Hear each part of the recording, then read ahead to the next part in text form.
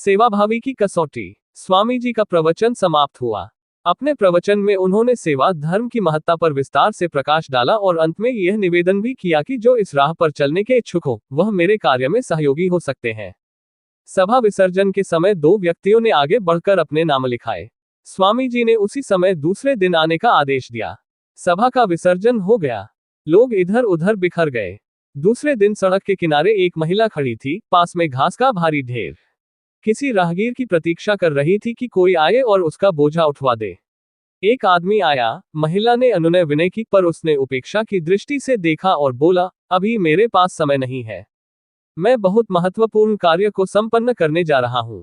इतना कह वह आगे बढ़ गया। थोड़ी ही दूर पर एक बैलगाड़ी दलदल में फंसी खड़ी थी। गाड़ीवान बैलों पर डंडे बरसा रहा था, पर बैल एक कदम भी आगे न बढ़ पा रहे थे। यदि पीछे से कोई गाड़ी के पहिए को धक्का देकर आगे बढ़ा दे तो बैल उसे खींचकर दलदल से बाहर निकाल सकते थे। गाड़ीवान ने कहा, भैया, आज तो मैं मुसीबत में फंस गया हूं, मेरी थोड़ी सहायता कर दो। राहगीर बोला, मैं इससे भी बड़ी सेवा करने स्वामी जी के पास जा रहा हूं, फिर बिना इस कीचड़ में घुसे धक्का देना भी संभव नहीं, अतः अपने कपड़े कौन खराब करे। इतना कहकर वह आगे बढ़ गया और आगे चलने पर उसे एक नेत्रहीन वृद्धा मिली, जो अपनी लकड़ी सड़क पर खटखट कर दयनीय स्वर से कह रही थी, कोई है क्या जो मुझे सड़क के बाईं ओर वाली उस झोपड़ी तक पहुंचा दे।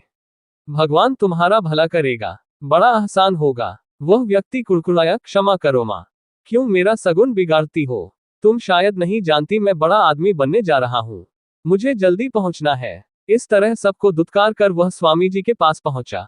स्वामी जी उपासना के लिए बैठने ही वाले थे, उसके आने पर वह रुक गए।